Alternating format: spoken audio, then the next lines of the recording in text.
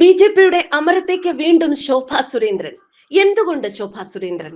പുതിയ പ്രസിഡന്റ് രാജീവ് ചന്ദ്രശേഖർ നയിക്കുന്ന കേരള ബി.ജെ.പിക്ക് നാല് ജനറൽ സെക്രട്ടറിമാരാണ്. പ്രസിഡന്റ് കഴിഞ്ഞാൽ ഏറ്റവും വലിയ ശക്തി കേന്ദ്രങ്ങൾ ഈ നാൽവർ സംഘമാണ്. ഈ നാൽവർ സംഘത്തിൽ ഒരു വനിതയുണ്ട്. കേരളത്തിൽ മറ്റൊരു പാർട്ടിക്കും രണ്ടാം സ്ഥാനത്ത് ഒരു വനിതയെ എത്തിക്കാൻ ആകാത്തിടത്താണ് ഈ വാർത്തയിൽ ശോഭാജി എന്ന് പ്രവർത്തകർ വിളിക്കുന്ന ബി.ജെ.പിയുടെ വൈറൽ താരത്തിന്റെ പ്രസക്തി. അധ്വാനിച്ചും കഷ്ടപ്പെട്ടും പാർട്ടിയിൽ ഉന്നതങ്ങളിൽ എത്തി. അവഗണനകളിൽ ഒരു സാധാരണ സ്ത്രീയെ പോലെ മനം നൊന്ത് കരഞ്ഞ ശോഭാജി. വേട്ടയാടുമ്പോൾ വേട്ടമൃഗങ്ങൾക്കെതിരെ പൊട്ടിത്തെറിച്ച് ഉജ്ജ്വലയായ ശോഭാജി കേരളത്തിലെ ബി.ജെ.പിയുടെ പ്രവർത്തകരുടെ കണ്ണും കരളും ഹൃദയവുമാണ്. ആരാണ് കേരള ബി.ജെ.പിയിൽ ഏറ്റവും അധികം ആളെ കൂട്ടുന്ന വ്യക്തി? ഒന്നാം സ്ഥാനത്തും ഈ വനിത തന്നെ. കുടിലുകൾ മുതൽ പാവങ്ങളുടെ എല്ലായിടത്തിലെയും നിത്യസന്ദർശക, കോർപ്പറേറ്റുകളെ നട്ടെല്ല് നിവർത്തി അവരുടെ അനീതിക്കെതിരെ വെല്ലുവിളിക്കുന്ന മിന്നൽ പിണറായ ശോഭാജി. കേന്ദ്ര സർക്കാരിന്റെ കണക്കു പുസ്തകത്തിൽ നിന്നും സൽപ്പേര് വെട്ടിമാറ്റിയ ഗോകുലം ഗോപാലനെതിരെ തിരിഞ്ഞ കേരളത്തിലെ ഏക രാഷ്ട്രീയ നേതാവ്. ചാനലുകൾ ഉപദ്രവിച്ചപ്പോൾ അവരോട് പോയി പണി നോക്കാൻ പറഞ്ഞ ഉൾക്കരുത്ത്. കേരളത്തിലെ മുന്നിലുള്ള ഒരു ചാനലിനെ ഇന്നും ലൈസൻസ് കിട്ടാതെ ദില്ലിയിലിട്ട് തളച്ച ശക്തയായ സ്ത്രീ. അമിത്ഷായുടെയും മോദിയുടെയും ഏറ്റവും അടുത്ത മലയാളി മങ്ക. അങ്ങനെ ശോഭാജിയുടെ വിശേഷങ്ങൾ എണ്ണിയാൽ തീരില്ല. എവിടെ ചെന്നാലും വോട്ടിരട്ടിപ്പിക്കും. ശോഭാ സുരേന്ദ്രനെ കേരളത്തിൽ എവിടെ ബി.ജെ.പി മത്സരിപ്പിച്ചാലും അവിടെ ബി.ജെ.പി വോട്ട് ശതമാനം ഡബിൾ മുതൽ 4 ഇരട്ടി വരെയാക്കും.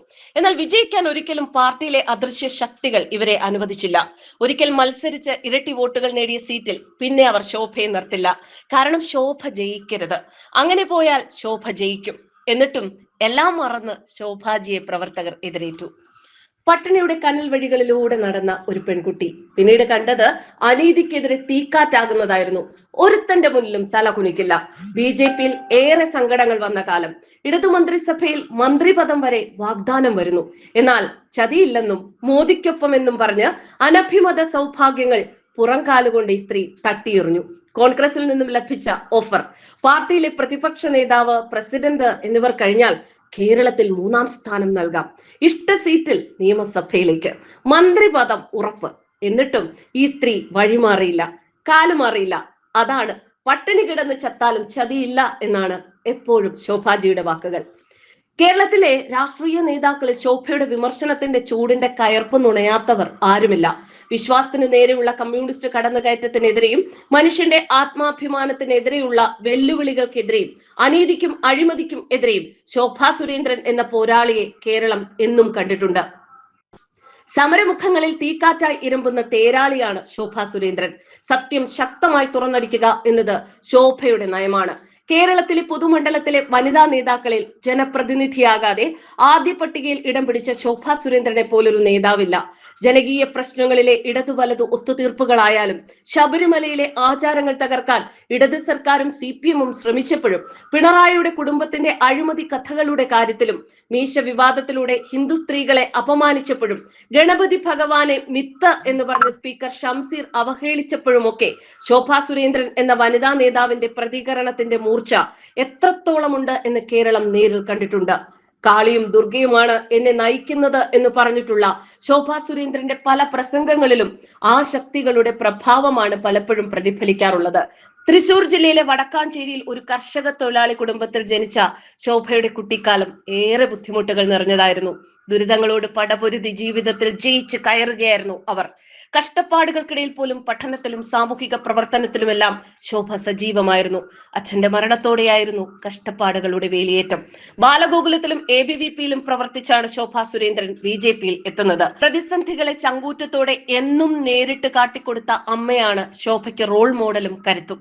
1995-ൽ യുവമോർച്ചയിലൂടെ രാഷ്ട്രീയ രംഗത്തേക്ക് എത്തിയ ശോഭാ സുരേന്ദ്രൻ യുവമോർച്ച ജില്ലാ വൈസ് പ്രസിഡന്റ്, സംസ്ഥാന സമിതി അംഗം, സംസ്ഥാന വൈസ് പ്രസിഡന്റ് എന്നീ പദവികൾ വഹിച്ചു. മഹിളാ മോർച്ച സംസ്ഥാന സെക്രട്ടറി ആയിരിക്കെ 2004-ൽ ബി.ജെ.പി സംസ്ഥാന വൈസ് പ്രസിഡന്റായി. പിന്നീട് 2 ടേമിൽ മഹിളാ മോർച്ച സംസ്ഥാന പ്രസിഡന്റ് ആയിരുന്ന ശോഭ ബി.ജെ.പി സംസ്ഥാന ജനറൽ സെക്രട്ടറി ആയിരുന്നിട്ടുണ്ട്. തുടർന്ന് ദേശീയ നിർവാഹക സമിതി അംഗമായിരുന്നു ശോഭ. ഇപ്പോൾ പാർട്ടിയുടെ സംസ്ഥാന വൈസ് പ്രസിഡന്റ് ആണ്. 2004 വടക്കാഞ്ചേരി ഉപതെരഞ്ഞെടുപ്പിലായിരുന്നു ശോഭയുടെ കന്നിയംഗം. പിന്നീട് 2 തിരഞ്ഞെടുപ്പുകളിൽ പാലക്കാട്, കഴക്കൂട്ടം മണ്ഡലങ്ങളിൽ മത്സരിച്ചിട്ടുള്ള ശോഭാ സുരേന്ദ്രൻ ആ 2 തിരഞ്ഞെടുപ്പുകളിലും 2ാം സ്ഥാനത്തെത്തി. ലോക്സഭയിലേക്കുള്ള കന്നിയംഗം 2014 പാലക്കാട് നിന്നായിരുന്നു. അവിടെ 2009 60,000 BJP വോട്ടുകൾ 1,38,688 ആക്കി ഉയർത്താനായി. അടുത്ത ലോക്സഭാ പോരാട്ടവേദി ആറ്റിങ്ങലായിരുന്നു. 2014 90,000 എന്ന വോട്ട് 2,48,688 വർദ്ധിച്ചു. അതിനുശേഷം ആലപ്പുഴയിൽ മത്സരിച്ചു. എന്തായാലും ശോഭാ സുരേന്ദ്രൻ എന്നത് ഒരു കറക്റ്റ് ചോയ്സ് ആണ് എന്നത് കേരളം മുഴുവൻ പറയുന്നു.